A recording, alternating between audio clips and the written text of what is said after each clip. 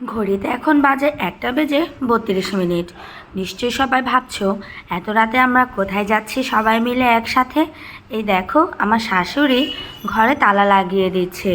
ঘর এখন পুরো ফাঁকা, বাসায় কেউ নেই, সবাই গেছে মন্দিরে। আজকে মন্দিরে একটি বিশেষ অনুষ্ঠান আছে, সেই অনুষ্ঠানের জন্যই এত রাত্রে আমরা সবাই মিলে যাচ্ছি মন্দিরে।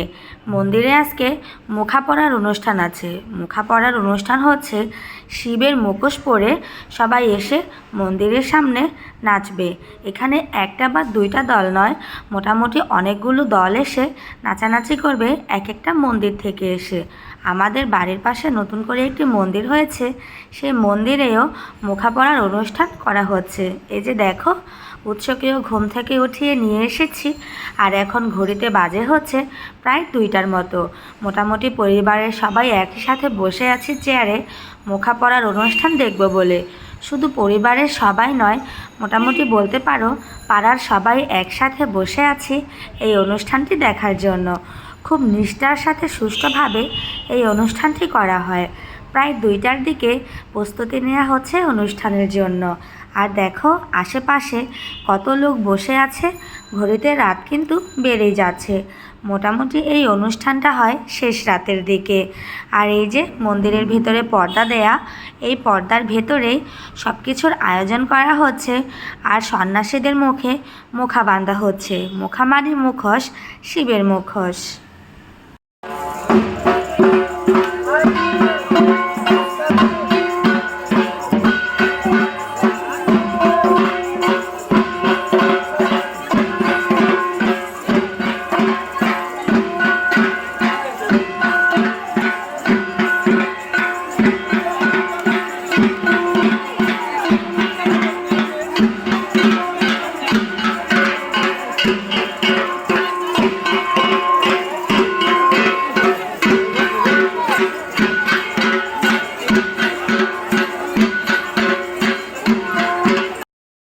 আমাদের এইখানে 3জনকে এবার মা কালীর মুখা পরানো হয়েছে।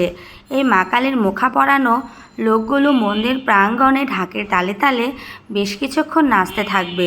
এই মা কালীর মুখা পরার লোকগুলোকে কিন্তু বিভিন্ন মন্ত্র দ্বারা আবদ্ধ করে রাখা হয়েছে। সবাই বলা বলি করে বা প্রচলিত কথা আছে, যতক্ষণ পর্যন্ত মা কালীর মুখা পরানো থাকে ততক্ষণ পর্যন্ত তাদের কোনো সেন্স থাকে না। আর তারা হচ্ছে ঢাকের তালে তালে এভাবে নাচতেই থাকবে যতক্ষণ পর্যন্ত না তাদের মুখা মুখ থেকে খোলা হবে।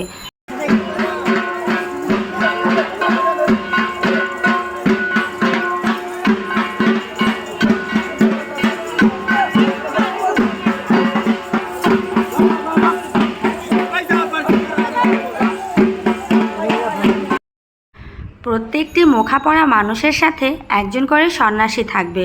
আর এই সন্ন্যাসীটা থাকা খুবই আবশ্যক, যেহেতু মুখে মুখা পরলে পরে তাদের কোনো সেন্স থাকে না বা জ্ঞান থাকে না, তাই একজন সন্ন্যাসী তাদের সাথে থাকতেই হয়। আর ওই যে বাড়ির দিকে ছুটে গেল মুখা পরা একজন মানুষ, সে হচ্ছে এখন মরা মানুষের খুলি আনতে যাচ্ছে। এটাই হচ্ছে নিয়ম। যদিও বা আমাদের মন্দিরে এবার মরা মানুষের খুলি আনা হয়নি, কিন্তু ওই যে ছুটে গেল, সে এখন পুরো গ্রামময় ছুটে যাবে আর পুরো বাড়ি দৌড়ে তারপরে আবার মন্দির প্রাঙ্গণে এসে এভাবেই নৃত্য পরিদর্শন করবে। শুধু আমাদের মন্দিরে নয়, আশেপাশে যত মা কালীর মন্দির আছে সব মন্দির থেকেই মুখোশ পরা সবাই এসে এই একইভাবে মন্দিরে এসে নাচানাচি করবে। আবার আমাদের মন্দির থেকেও যাবে অন্য মন্দিরে।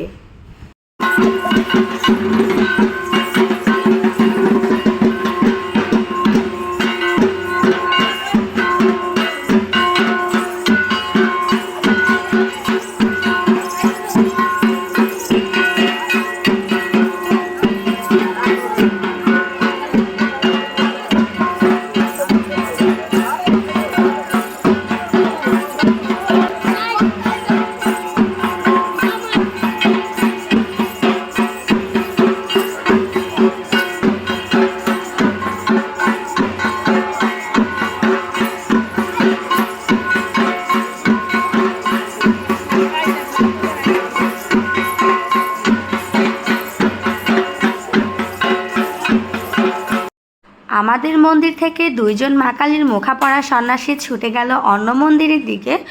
আর অন্য মন্দির থেকে মা কালীর মুখা পরা একদল লোক এসেছে বা সন্ন্যাসী এসেছে আমাদের মন্দির প্রাঙ্গণে এভাবে নৃত্য পরিদর্শন করার জন্য। এই নাচের কিন্তু একটা প্রচলিত কাহিনী আছে, সেটা হচ্ছে মা কালী এক সময় খুব ক্ষিপ্ত হয়ে অসুর বধ করার জন্য গিয়েছিল। আর এই অসুর বধের কাহিনীগুলোই এখানে এই চৈত্রী পূজার মধ্যে ঠিক একইভাবে উপস্থাপন করা হয় মা কালীর মুখোশ পরে। এই যে দেখো, অন্য মন্দির থেকে মা কালীর মুখোশ পরে এসেছে আরও দুইজন কালী।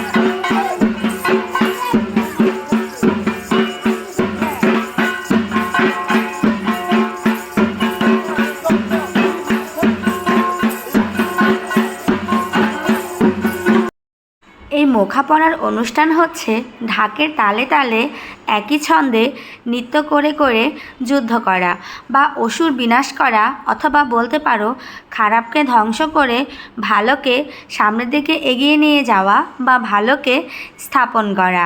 এই প্রত্যেকটা অনুষ্ঠানের পেছনেই একটা ইতিকথা আছে বা কিছু প্রচলিত কাহিনী আছে।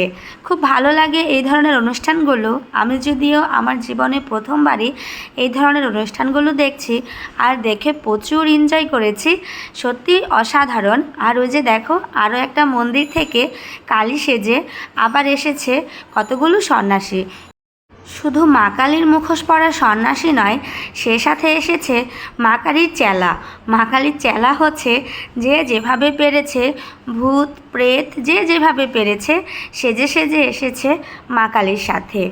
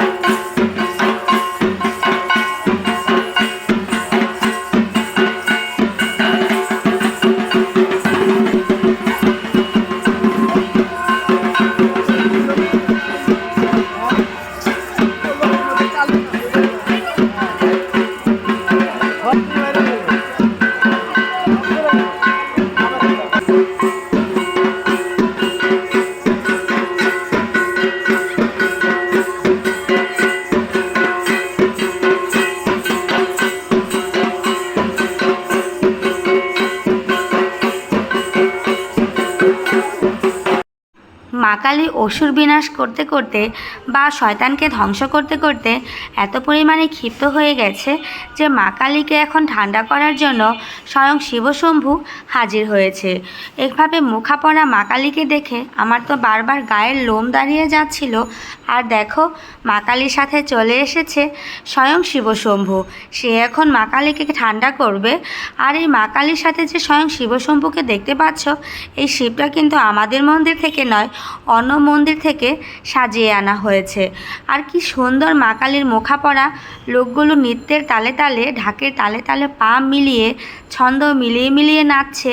দেখেই তো আমার গায়ের লোম দাঁড়িয়ে যাচ্ছিল। এত সুন্দর একটা অনুষ্ঠান, সত্যি দেখে মনটা জুড়িয়ে যাচ্ছে।